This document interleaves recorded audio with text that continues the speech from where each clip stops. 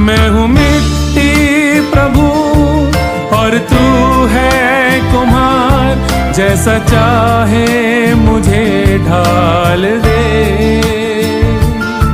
मैं हूँ मिट्टी प्रभु और तू है कुम्हार, जैसा चाहे मुझे ढाल दे। ऐसा बर्तन बना जो तेरी आत्मा से हर पल हर कदम भरता रहे। ऐसा बर्तन बना जो तेरी आत्मा से हर पल हर कदम भरता रहे। मेरा भरोसा है केवल प्रभु, वो ही मेरा बल मेरी ढाल। अब सुन रहे हैं सुबह संदेश मॉर्निंग वॉइस। अब प्रभु का दास वर्गीस टी से राजस्थान से वचन से बांटा जाएगा। परमेश्वर की बेगबुले नाम की महिमा करता हूँ। एक बार और सुबह संदेश कार्यक्रम में हम सबको स्वागत करते हैं। आइए आज के विचार के लिए हम निकालेंगे नीति वचन 2 अध्याय 7 से 11वीं आयत तक। नीति वचन 2 अध्याय 7 से 11वीं आयत तक मैं इसको पढ़ना चाहता हूँ। वह सीधे लोगों के लिए खरी बुद्धि रख छोड़ता है, जो कराई से चलते हैं उनके लिए वह ढाल ठहराता है। वह न्याय के पदों को की देखभाल करता और अपने भक्तों के मार्ग की रक्षा करता है। तब तो धर्म और न्याय और निष्पक्षता को अर्थात सब भली चाल को समझ सकेगा, क्योंकि बुद्धि तो तेरे हृदय में प्रवेश करेगी और ज्ञान तुझे सुख देने वाला लगेगा। विवेक तुझे सुरक्षित रखेगा और समझ तेरी रक्षा होगी। प्रभु के नाम की महिमा हो। पिछले कुछ दिनों से हम इस नीति वचन की किताबों में से कुछ मेडिटेशन करता था। आज उसकी 2 अध्याय की 7वीं आयत से जब हम पढ़ता है तो इसमें 6वीं आयत जब हम देखता है तो इसकी कंटिन्यूएशन के रूप में जो 7 से 11वीं आयत तक हम देख सकता है। क्योंकि बुद्धि यहोवा ही देता है, ज्ञान और समझ की बातें उसी के मुँह से निकलती है। जैसा कि हम देखते हैं कि नीति वचन जो किताब जो है परमेश्वर का ज्ञान मनुष्य के ऊपर कैसे मिलता है या मिलना है, उसी के संबंध में हम इस किताब के अंदर से देखते हैं। क्योंकि इस किताब में लिखी हुई हर एक शब्द जो है, आयत जो है, हमारे जीवन के अंदर और पढ़ने वाला हर एक का जीवन के अंदर ज्ञान देने वाली बात है या बुद्धि देने वाली बात। क्योंकि इसके अंदर सभी अध्यायों में परमेश्वर का ज्ञान किस प्रकार एक विश्वासियों के जीवन में प्राप्त करना है उसके संबंध में लिखा हुआ है। देखते हैं कि 6वीं आयत में यहोवा ही बुद्धि देता है और ज्ञान और समझ की बात उसी के मुंह से निकलती है। और किस प्रकार की लोग यहोवा की ज्ञान और बुद्धि प्राप्त करते हैं।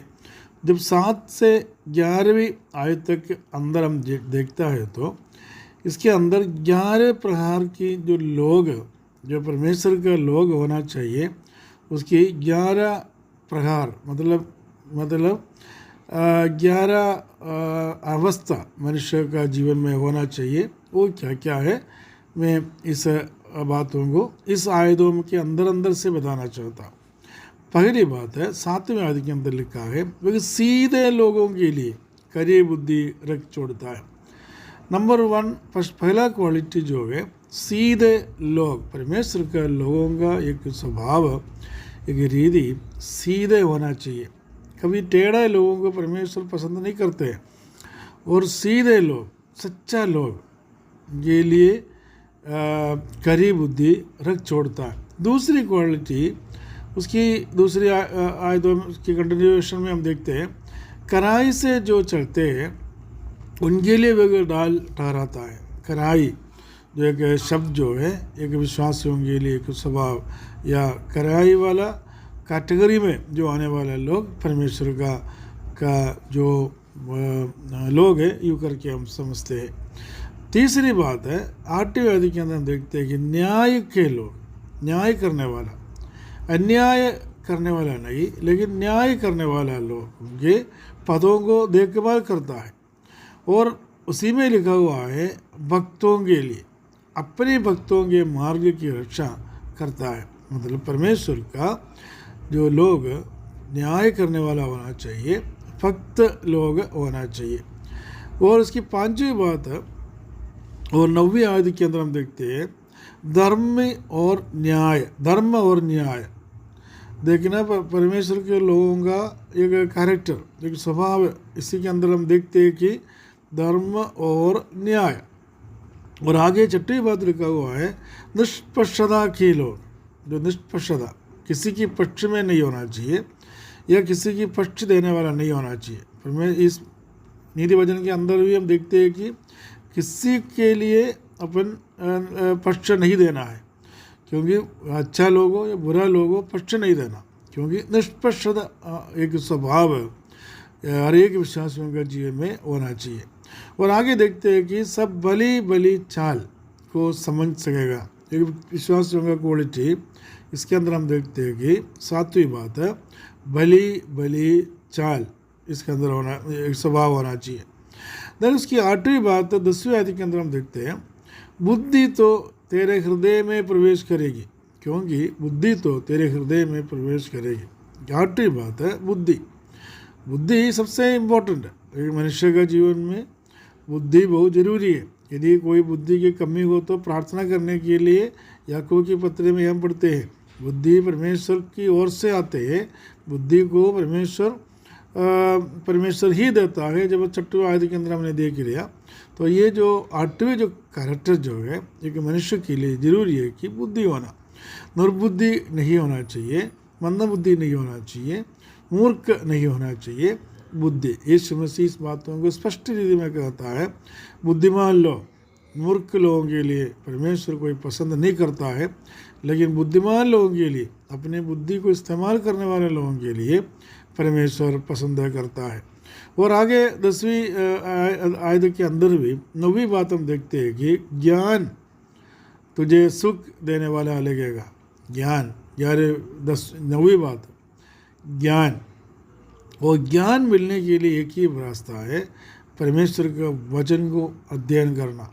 भले दुनिया के हर एक पुस्तक पढ़ो, कुछ भी पढ़ो, लेकिन परमेश्वर का ज्ञान मिलने के लिए केवल एक ही पुस्तक है जो परमेश्वर के वचन के रूप में हमारे जीवन में दिया गया है, वो ये बाइबल, जो इसके अंदर से हर एक मनुष्य को ज्ञान मिलता है। 10वीं बात है हम देखते हैं कि उसकी 11वीं आयत के अंदर एक मनुष्य का जीवन में परमेश्वर का बुद्धि पाने वाला लोगों की स्वभाव, कैरेक्टर और इनकी जो अवस्था इसी प्रकार किस प्रकार होना चाहिए। उसकी 10वीं बात विवेक तुझे सुरक्षित रखेगा। तो हमारे जीवन का सुरक्षित होना बहुत ज़रूरी है। ये संसार में रहते समय पर और अनेक प्रकार की असुरक्षितता हमारे जीवन में आ सकता है, लेकिन उसमें से सुरक्षित होने के लिए विवेक होना चाहिए जो परमेश्वर की ओर से आते हैं, जो विश्वासियों के जीवन में एक कैरेक्टर होना बहुत ज़रूरी है। और उसकी 11वीं बात है, 11वीं आयत के अंदर हम देखते हैं समझ तेरी रक्षा होगी। समझ हमारे जीवन में होना चाहिए, समझदार बनना बहुत जरूरी है, ना समझ नहीं होना चाहिए। तो किसी प्रकार 11 क्वालिटी और प्रकृति और अवस्था जो एक बुद्धिमान लोगों के लिए होते हैं, जो परमेश्वर के लोगों के लिए होता है, इस बातों को प्रभु का दास जो सुलेमान के द्वारा परमेश्वर की आत्मा हमें देते हैं। आइए इस 11 जो कैरेक्टर स्वभाव हमारा जीवन में रखकर परमेश्वर के सम्मुख में बुद्धि पाकर, और यहोवा जो बुद्धि देता है और समझ देता है उसको पाकर आगे बढ़ने के लिए प्रभु के हाथों में हम सौंपते और परमेश्वर की अगुवाई अब सबके पास हो। प्रभु के नाम की महिमा हो।